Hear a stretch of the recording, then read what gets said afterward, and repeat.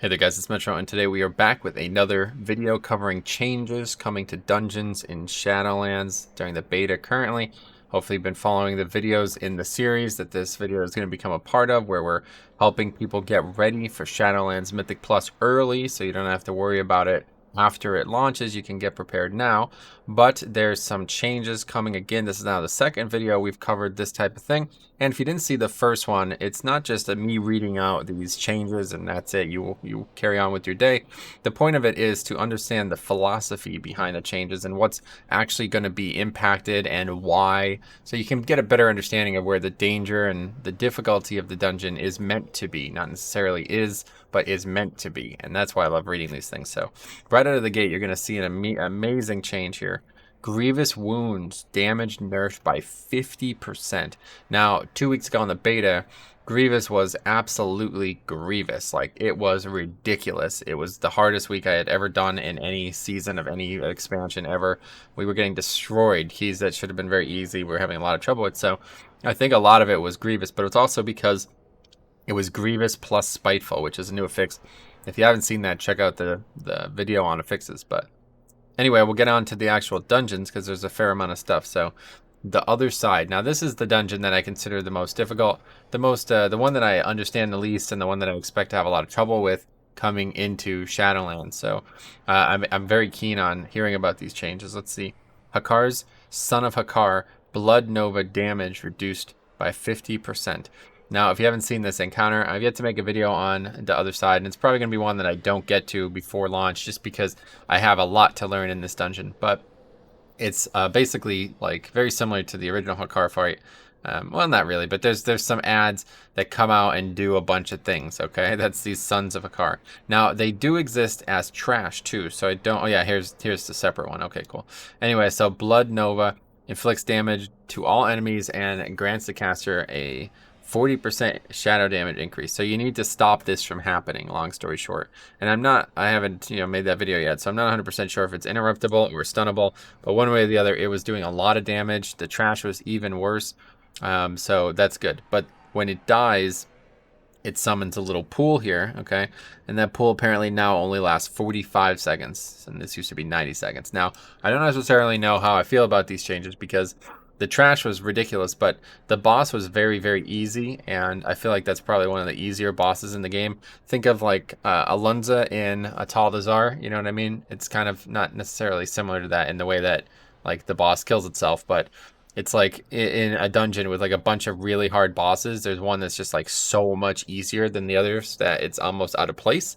So I do feel that way about that boss, but anyway, Millhouse Mana Storm's Power Overwhelming damage increased by 33%. Now, this is an interesting mechanic. You're meant to block it. I assume that's what this is. Inflicting damage. Yeah, you're meant to block it. And it was probably maybe a little too easy considering the length of the fight. If you don't block it, then yeah, Power Overwhelming affects Millhouse by increasing damage done by 4% and causing overwhelming power. So it gives him the buff, but also makes him do even more. But yeah, obviously what you want to do is you want to block it, and then you get the buff, like power up yourself.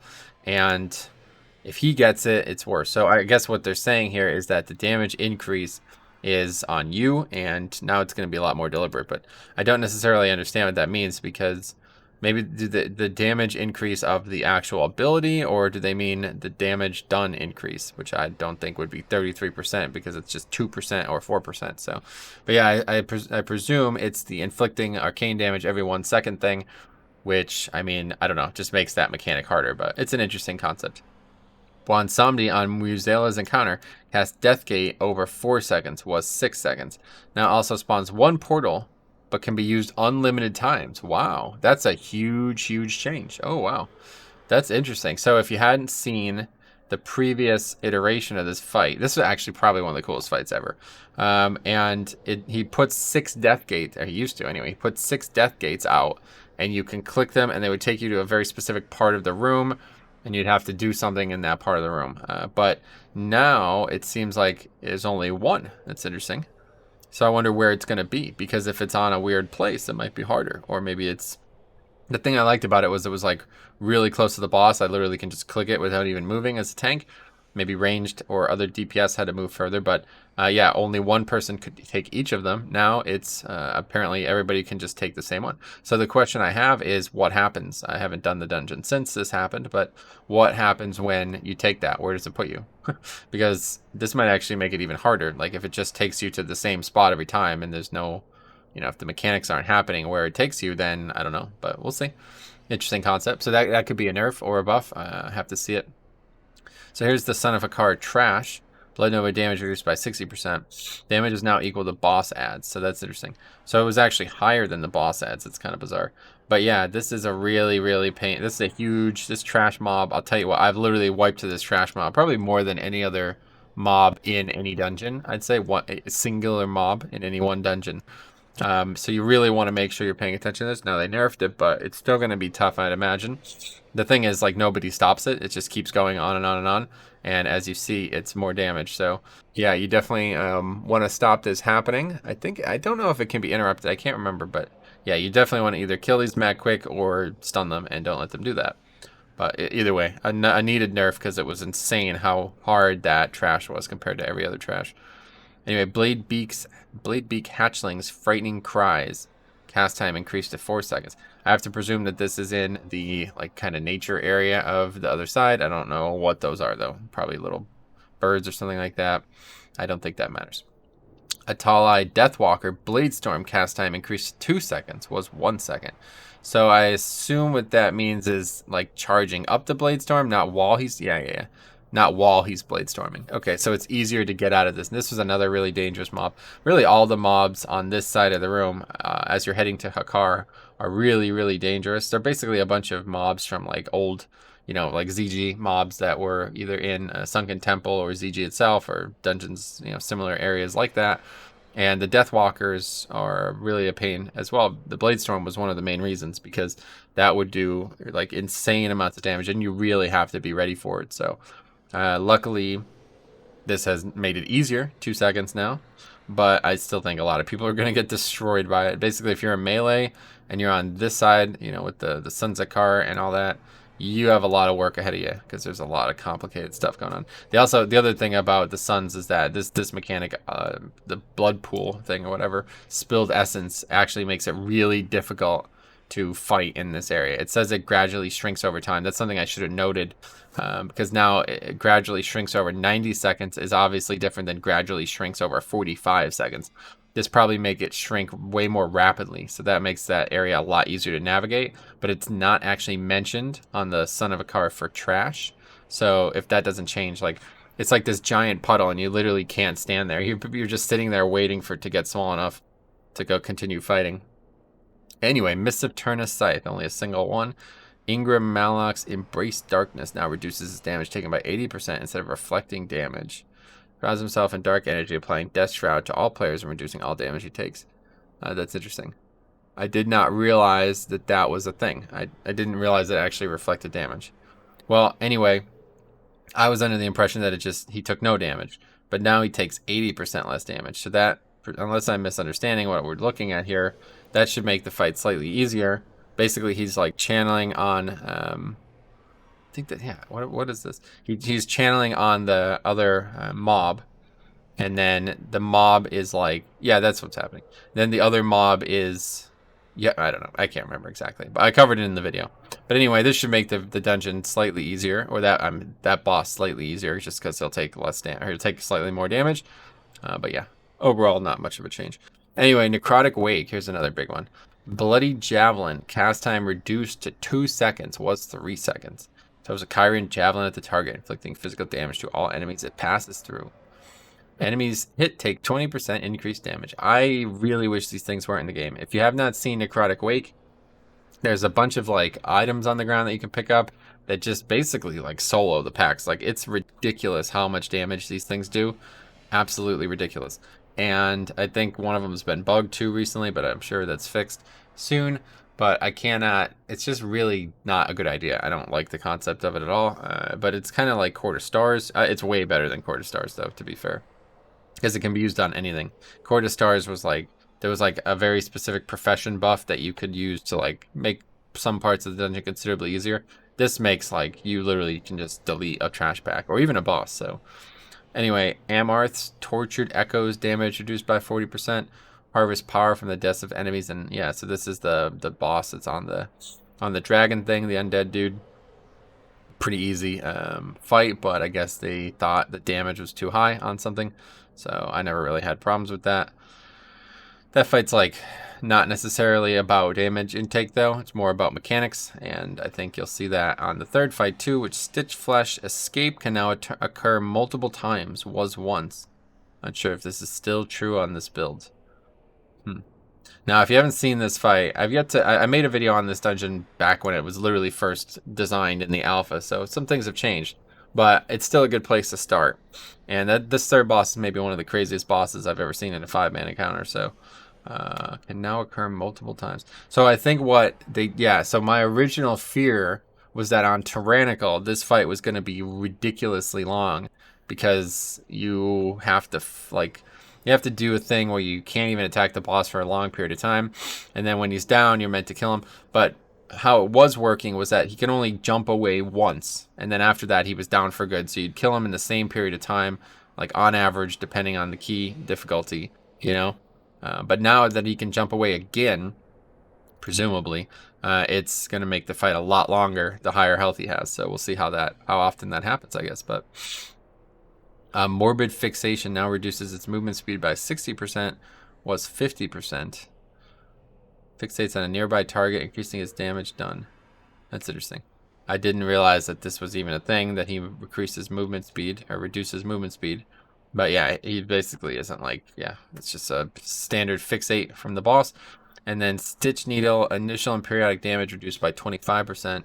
Stitch Flesh throws a sharp needle, causing the player to bleed. Okay, so that's just so these are like relatively small changes, these two. Pretty small, really. And then this one is like massive, I mean, if this is actually true, I don't know what this little note here is, but if this is actually true, it changes the entire dynamic of the encounter, and it's going to make that very, that could be a very, very long fight. You might be dealing with him escaping 3 or 4 times. So, whereas when it was only possible to happen once, no matter how much health he had, like, let's put it this way.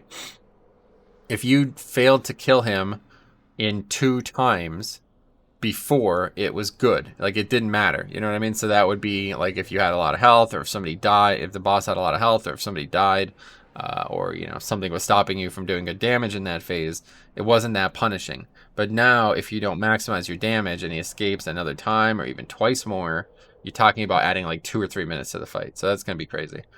Okay, then the final boss, Nalthor. Frigid Cold, now getting the stack every 6 seconds, was 5 seconds.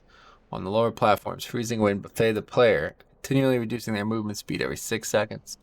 Interesting. I didn't even know that was a thing, because as a tank I never got down there, but okay, so that makes that down. The down phase is actually like really complicated. So Nalthor's Icebound Aegis absorb amount increased by 20%. Oh wow.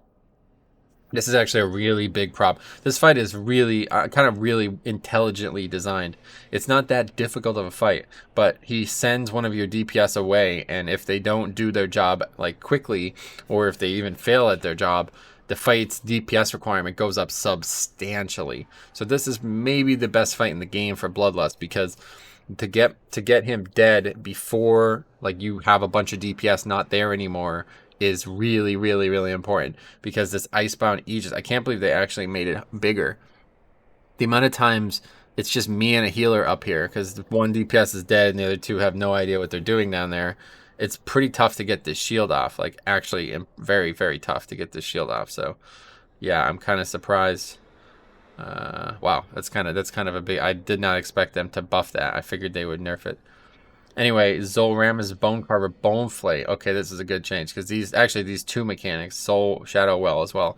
This is a bunch of trash on the way up to the second boss, and this Boneflay is just ridiculous. Oh, it also reduces maximum health. No wonder why. I didn't actually know that.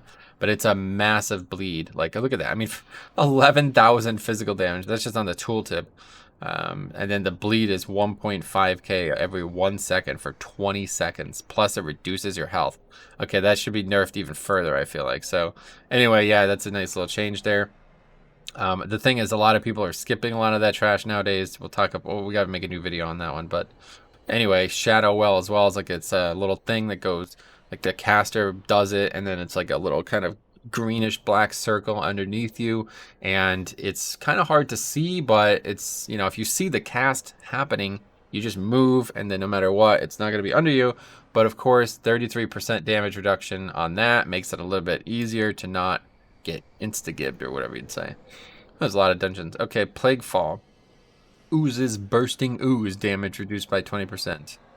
Oh, that's when, yeah, so when you kill I'm going to make a video on Plague Fall soon, but long story short, there's these little things that you could try to kill or you can run over them, and when you run over them, they explode, and that's apparently they were doing too much damage, which I didn't necessarily see. Plague Bound Devoted's oozing carcass aura now only reduces AoE damage by nearby allies. Pestilence surge through the target, increasing moving speed, reducing all damage taken and making them immune. I have no idea what that is. That's the first time I've ever seen that. But apparently it now only reduces AoE damage by nearby allies. So not everybody? I don't really understand that one. We'll move on. Sanguine Depths. Now, this was the dungeon in the last video that was changed the most. So here's some changes kind of in the other direction, I think. Venthyr Covenant buff, Sinfall Boon. Increasing your damage and healing done by 5%. Damage bonus per stack increased to 5%, was 4%. So I'm glad that they did this, because I felt like this dungeon's got the worst Covenant buff, like for sure. Like, it's unbelievably hard to use well, and it's not very good. It only lasts for a minute as well, which is, I mean, I guess that's not abnormal, but compared to some of the other ones, they have way bigger buffs, like way bigger strengths. But it was a slight buff, and it stacks up, so that's good. Okay, Chyrixus the Voracious is severing smash damage reduced by 33%. Now, we covered that in the last time we made one of these, and that was actually kind of a big deal. They absolutely, like, it was a big change last time, and now they're kind of going back on this. The way this mechanic works is it knocks you back, and then it spawns these orbs that are meant to be collected. Every time you collect them, they do a ton of damage. Basically, if you don't collect them, it's bad. It's a mechanic that you failed. Check out the video on Sanguine Depths if you want to see it. But I will say that I'm glad that they changed this, because I felt like the orb collecting should be the dangerous part. Like, I would rather that mechanic did 0 damage, just knocked you back. Because, like, you can get knocked off the platform. There's already a penalty, you know what I mean? But it's not meant to be, I didn't think it was meant to be difficult to survive that and then the rest afterwards, you know? So, now this is maybe the biggest change in the whole dungeon. Head Custodian Javelin's Bludgeoning Bash knocks back instead of disorients. So that's something that you should know. In the video I made on Sanguine Depths, we talked about how much of a pain it was to get disoriented as the tank. This is like kind of like a mini boss type mob. It's not like a Shadow of Zul type mini boss, but it's, you know, it's a mini boss. It's got a name, and he got a high health pool, so got a bunch of mobs around him. And I think that's why they put it as a disorient, because it was like, well, you got 5 or 6 little mobs around him. If the tank gets disoriented, they're going to quickly swarm and kill one of the melee DPS. So I guess now that's just not the thing anymore. That trash pack is now, it went from being difficult, not like actually hard, but it's like it was all right difficulty wise, to now being a joke. I mean, what's a knockback going to do? That there's no like getting knocked back, unless it knocks you back so far that you die somehow, like, or DC. Anyway, Frenzied Ghoul. I still don't know where there's a Frenzied Ghoul. I've yet to find one in this dungeon, and this is now the second change they made it. I think they buffed it last time, and now they nerfed it. I have no idea what this is. I actually don't know where there's a Frenzied Ghoul anywhere, so if you do, let me know. Spires of Ascension. Okay, another dungeon we've already made a video on. Kintara's Charged Spear. Initial damage reduced by 4394 divided by 7323. What the hell does that mean? Is that meant to be a percentage or something? Standing in the zone damage reduced by 33%. Now, this is actually the thing they buffed in the last, didn't they? They actually, I don't understand. They nerfed the initial damage. Is this actually a percentage? I don't understand what this is meant to be. Probably some kind of error on Wowhead's part. Oh, I see. It's now 4394 arcane damage, and it used to be 7323, I guess. So that's, yeah, it's meant to be a percentage. There's probably some automatic calculation that they failed to trigger with the code or something like that. But anyway, that's cool. So they nerfed the hell out of it. I mean, that's probably like, what? It's not too far. It's probably like a 40% nerf or something. But yeah, this is a mechanic that did a lot of upfront damage, and then standing in the zone was buffed in the last time we read one of these. So now they nerfed it again, which is kind of surprising. But anyway, not necessarily that hard of a mechanic, just something that I think a lot of people are going to get hit by. Ventanax's Dark Stride periodic damage reduced by 27.3. So this is the second boss, and the periodic damage. Oh, that's the bleed, of course. Oh, I see what that is now. Yes, this is an incredibly dangerous bleed. I could not believe how much damage this did, and I'm actually surprised it took them this long to nerf it. This bleed lasts for 20 seconds, which is a long period of time. And it can go on multiple people, obviously, 20 seconds long. I think they should have just made it 10 seconds long. But at the same time, I like the concept that you could bubble or, get it off in multiple ways. But yeah, okay, so that's a really good nerf there. I feel like that boss was a little bit weird with how much damage the Dark Stride did. Unfortunately, if you take that mechanic out of the dungeon, then it's kind of just a joke fight. But we'll see. We'll see what that reduction looks like. And then the safe zone on Mythic Devos has been massively increased. So, unfortunately, a lot of what I talked about in the video no longer applies. Really quick, I'll go over why. In the video I made on this dungeon at the time, the way it worked was the shield came down, then about 2 seconds later she charged, and about 2 seconds after that she put the thing down. So you'd have to get close to the shield, bait the charge out of the shield, and then get into the shield. Or like it was 2 seconds for the charge, then 2 seconds for the explosion is what I mean to say. Now it's like completely different. Now the shield goes down way in advance. The charge happens like twice before the explosion happens. And actually the only thing complicating the standing in the shield thing is actually the AoE that goes out, like the circle mechanic that goes out instead. And that's like, I don't think that's a problem at all. So it's a completely different encounter now, really. It's no longer like this very meticulous dance, which I kind of liked, but it was more like a raid fight in that way. You'd have to like do this, that, and that was good. Now it's like, okay, just kind of don't be stupid. So we'll see how that plays out. But Forsworn Squad Leader's Inspiring Presence not only reduces damage taken by AoE effects. Oh, wow. Okay, so that is a major nerf.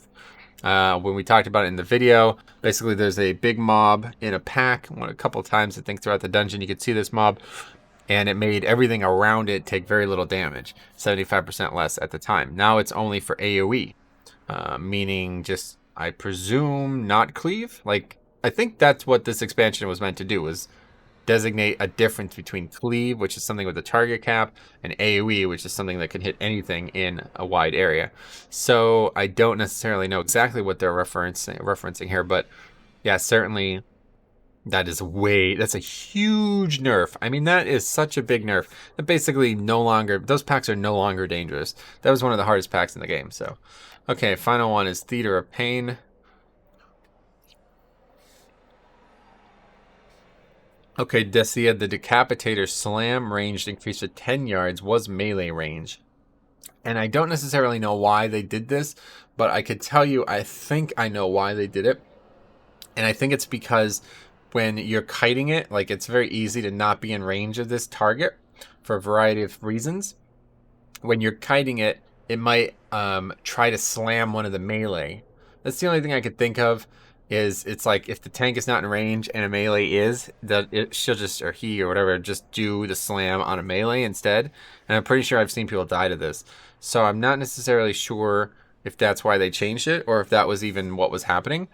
But 10 yards is still not enough. I mean, I don't, unless it just changes the situation there where it won't pick a melee now. I don't know how that works. Okay, Gore Chop, one of my favorite fights in the whole game. How many times have I said that? Jagged Gash, damage decreased by 33%. Okay, interesting. That's just a big nerf to, Jagged Gash, what is that even from?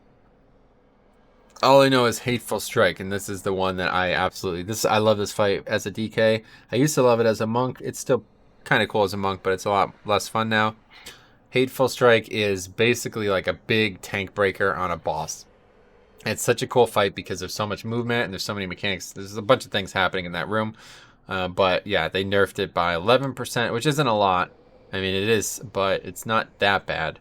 So I quite like this because I do think on higher tyrannical keys, this would get out of control, like really bad. Like think of first boss in Maw of Souls bad, where like you do like a 20 and I actually got one shot. If you remember, there's actually a clip on the channel of that happening. I literally got one shot by a boss's mechanic, like actually got hit for 100% of my health by a boss. So yeah, yeah, you'd hope to avoid that. But I like the concept of a really big tank breaker in a dungeon fight. It usually exists in raid fights.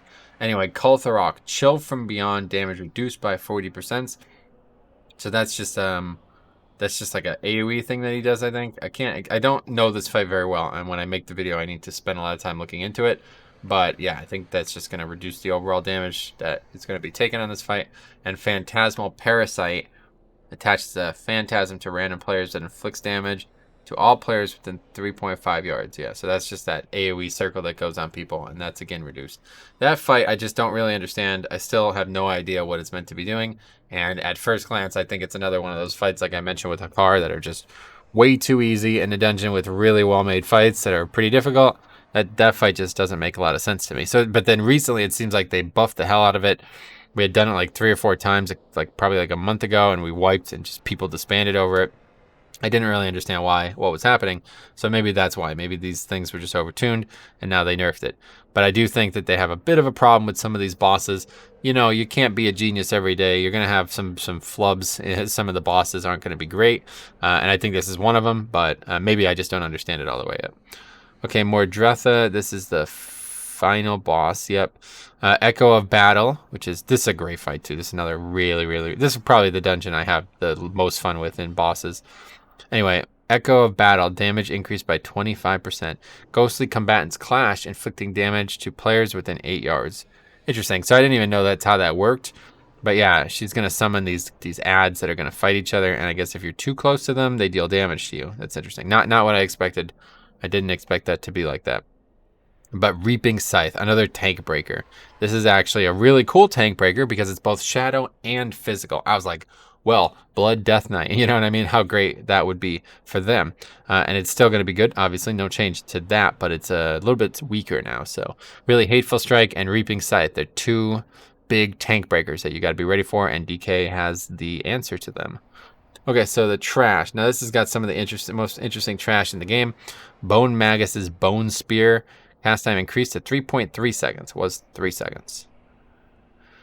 Why? That's a weird thing.